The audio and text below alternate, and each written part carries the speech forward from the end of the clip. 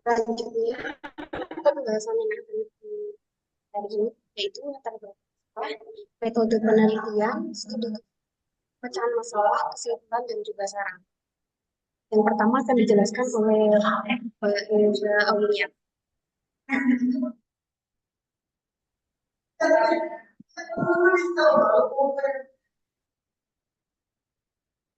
Baik, perkembangan teknologi informasi memunculkan berbagai aplikasi berbasis web dan mobile yang mempermudah pertukaran informasi dan aktivitas masyarakat.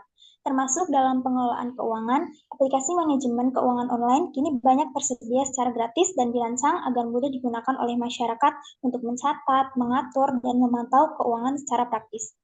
Meskipun demikian, masih banyak masyarakat dan pelaku usaha yang belum memahami pentingnya pengelolaan keuangan yang baik. Banyak yang masih mencatat secara manual, sehingga pengeluaran tidak terpantau dan menyebabkan masalah keuangan. Dalam bisnis, pencatatan yang tidak rapi membuat keuntungan dan kerugian tidak terlihat jelas. Padahal manajemen keuangan yang optimal sangat penting untuk keberlangsungan usaha.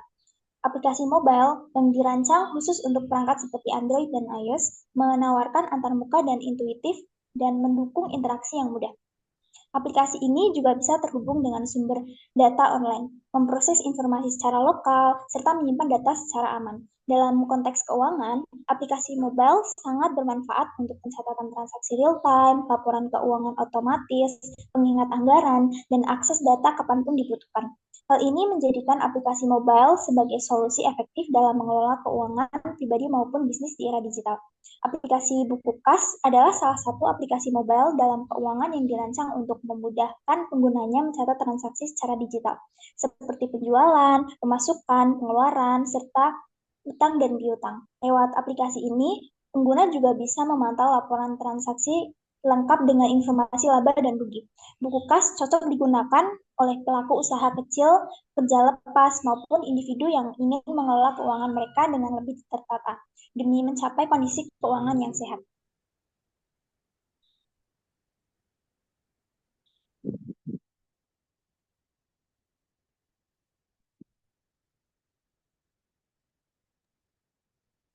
Baik, selanjutnya yaitu metode penelitian. Kamu menggunakan sertifikasi dari ataupun jurnal yang kami metode penelitian ini menggunakan metode mana dengan mengambil sampel kasus pemanfaatan baik berupa buku kas pelaku UMKM. Penelitian ini beridentifikasi dan manfaat aplikasi dan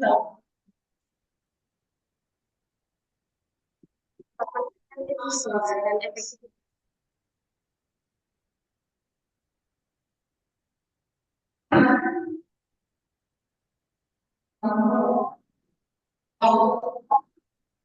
Selanjutnya mencapaikan dalam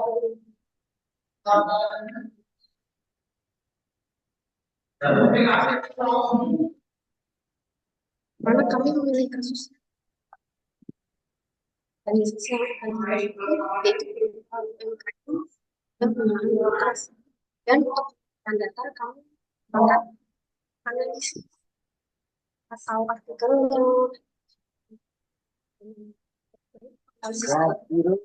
yang terakhir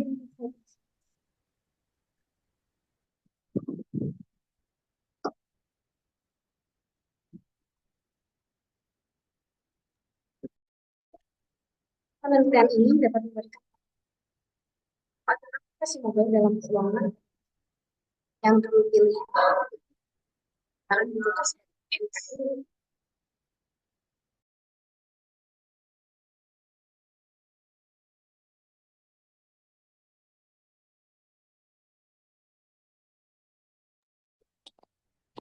Baik, berikutnya kita lihat contoh nyata dari penggunaan aplikasi mobile keuangan oleh pelaku UMKM di Indonesia.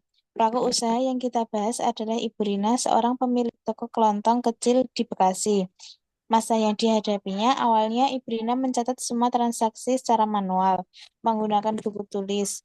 Ini menimbulkan beberapa masalah serius seperti sering terjadi salah hitung, data transaksi kadang hilang atau lupa dicatat, dan yang paling penting, beliau tidak tahu persis berapa keuntungan bulanannya. Lalu solusi yang diterapkannya, Ibu Rina mulai menggunakan aplikasi buku kas. Aplikasi ini dirancang khusus untuk UMKM agar pencatatan keuangan menjadi digital dan otomatis. Hasil yang didapatkannya setelah menggunakan aplikasi ini, semua transaksi, baik pemasukan maupun pengeluaran, tercatat rapi dan otomatis. Setiap akhir bulan, laporan keuangan bisa langsung diunduh dengan format PDF. Dan dalam waktu hanya 3 bulan, piutang yang sulit ditagih mulai berkurang dan stok barang lebih teratur. Dari studi kasus ini, kita bisa melihat bagaimana digitalitas keuangan lewat aplikasi mobil bisa membantu pelaku usaha kecil menjadi lebih profesional dan da- efisien dalam mengelola bisnisnya. Next.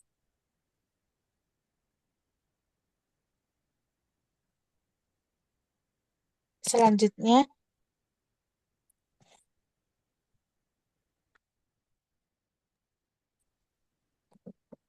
setelah melihat studi kasus yang tadi, sekarang kita akan mengenal lebih dalam beberapa contoh aplikasi mobil keuangan yang banyak digunakan di Indonesia. Masing-masing aplikasi ini memiliki fokus dan keunggulan berbeda-beda, tergantung kebutuhan penggunaannya. Yang pertama, buku kas. Ini aplikasi yang sangat populer di kalangan UMKM. Fungsinya untuk mencatat semua transaksi harian seperti pemasukan, pengeluaran, serta laporan balance secara otomatis. Lalu ada buku warung, hampir mirip dengan buku kas, tetapi lebih fokus ke fitur pencatatan utang piutang. Berikutnya ada aplikasi Finansialku yang lebih ditunjukkan untuk keuangan pribadi atau keluarga. Kelebihannya, selain mencatat keuangan, ada fitur konsultasi langsung dengan perencana keuangan profesional. Dan yang terakhir, Money Lover.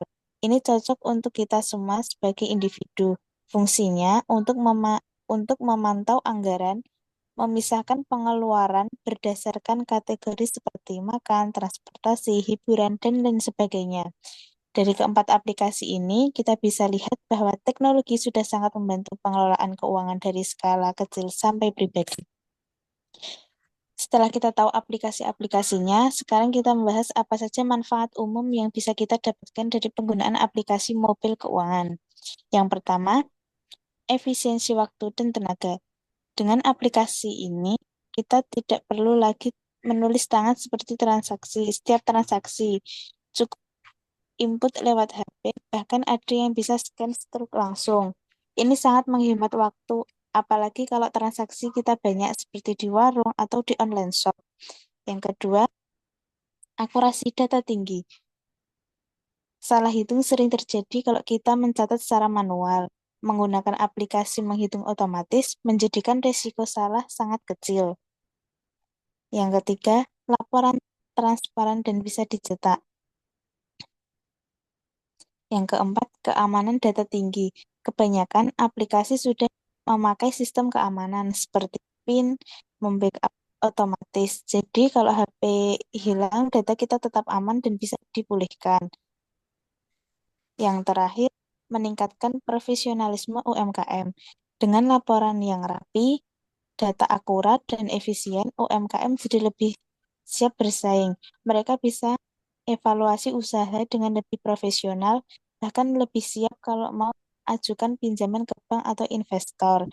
Jadi kita jadi kita bisa jadi bisa kita lihat aplikasi mobil keuangan ini bukan cuma buat perusahaan besar, tetapi sangat bermanfaat juga untuk pelaku usaha kecil dan bahkan mahasiswa.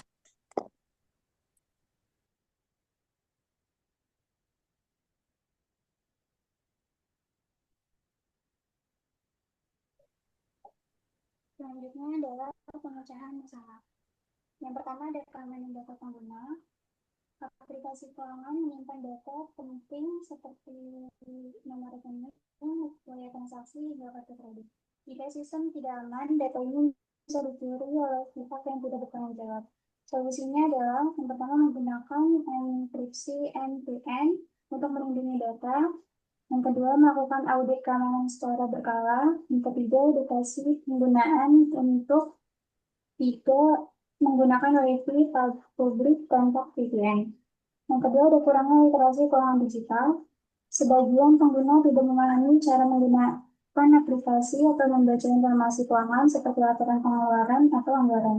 Solusinya adalah yang pertama, menambahkan fitur edukatif dan tutorial langsung di dalam aplikasi. Yang kedua, menyediakan asisten virtual atau chatbot untuk membantu pengguna secara interaktif. Yang ketiga, menggunakan grafik dan tampilan visual agar informasi keuangan lebih mudah dimengerti. Yang ketiga, ada gangguan teknis dan bug. Itu kesalahan sistem, crash, atau bug dapat menyebabkan aplikasi tidak bisa digunakan dengan baik, bahkan berisiko kehilangan data. Solusinya adalah melakukan pengujian aplikasi secara menyeluruh sebelum rilis atau pemberian, menambahkan fitur backup data otomatis ke cloud, tanggap cepat terhadap laporan error dari pengguna. Yang keempat, terbatasnya integrasi layanan, yaitu beberapa aplikasi keuangan belum bisa terhubung ke semua bank, eh, dompet digital atau e-wallet, atau platform investasi. Akibatnya, pengguna tidak bisa memantau semua keuangannya dalam satu tempat. Solusinya adalah yang pertama, membangun sistem yang bisa terhubung ke banyak layanan, yang kedua melakukan kerjasama dengan berbagai bank, e-wallet, dan penyedia layanan keuangan lainnya.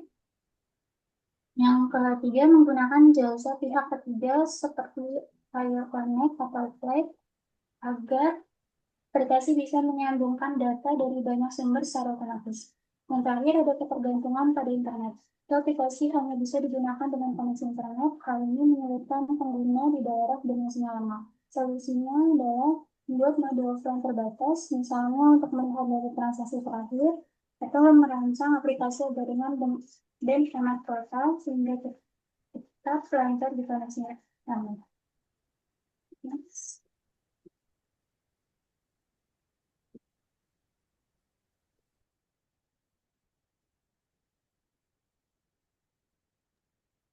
Dan selanjutnya yaitu kesimpulan.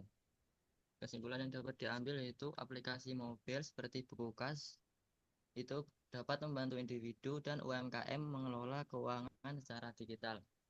Dan aplikasi ini mempermudah pencatatan transaksi real time, memantau laporan otomatis, serta meningkatkan efisiensi, akurasi, dan keamanan data.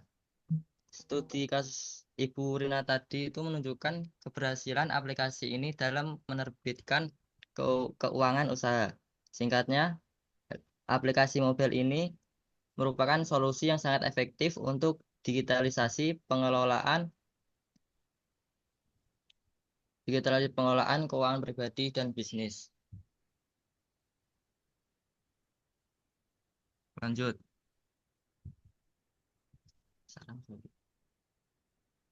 Yang terakhir yaitu saran. Aplikasi keuangan di ponsel membantu masyarakat mengelola uang dengan lebih mudah, cepat, dan praktis. Mulai dari belanja, transfer, sampai mencatat pengeluaran, semua bisa dilakukan dalam satu genggaman.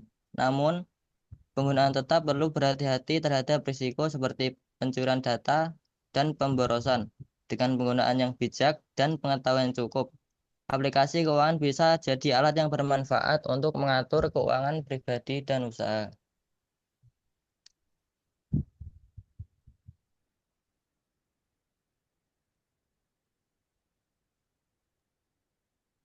Ada yang ingin atau tidak.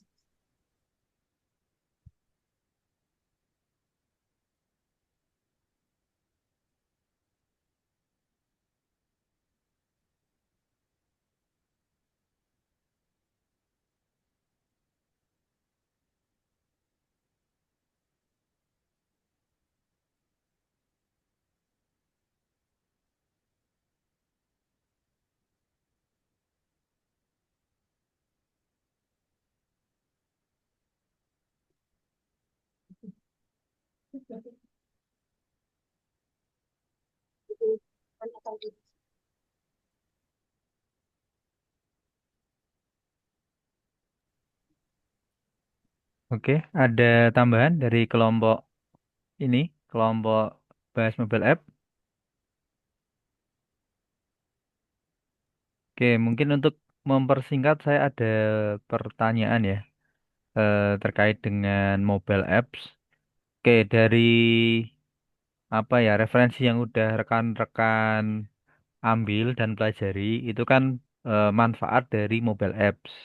Nah, mungkin menurut pemahaman rekan-rekan di sini, mobile app itu kan juga melakukan pencatatan pembukuan ya.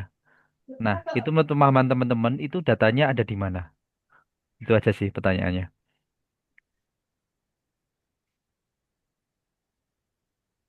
Oke, nanti boleh diskusi dulu atau nanti salah satu anggota bisa menjawab gitu ya. Bapak boleh ulang sekali lagi ya, Pak? Iya, oke dari artikel yang sudah rekan-rekan unduh dan baca itu kan intinya pemanfaatan mobile ya untuk Ya, pembukuan, pencatatan. Nah, pertanyaannya adalah eh, teman-teman itu melihat datanya itu ada di mana kalau mobile apps itu? melihat data. Maksudnya data yang dikelola itu dia posisinya ada di mana gitu? Di mobile apps-nya kah atau di mana seperti itu? Oh, iya, Pak. Kami diskusi dulu ya, Pak. Ya, silakan. Oke.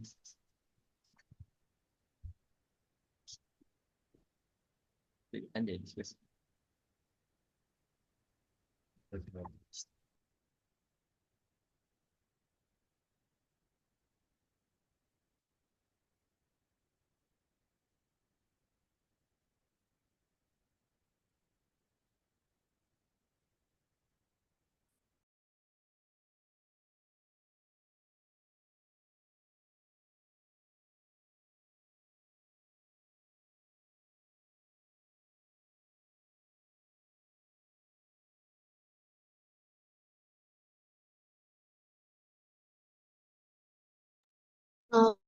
Kalau untuk datanya itu Pak, semisal seperti penggunaan atau Brimo itu datanya bisa didapat dari transaksi yang nasabah lakukan. Jadi data yang dipakai di mobil. Salah satu contohnya, Brimo tadi ya, Brimo atau gimana?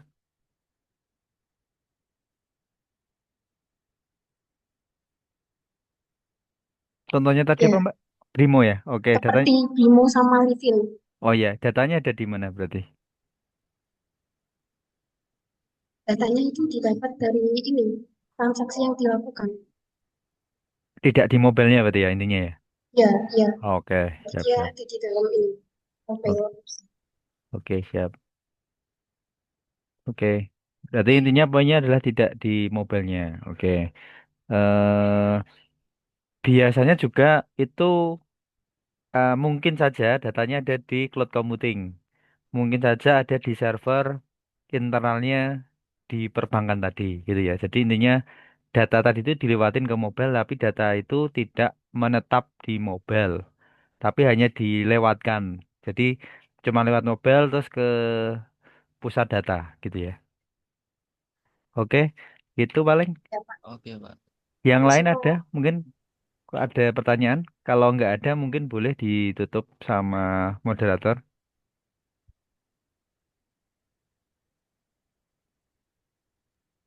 ada yang masih ingin bertanya atau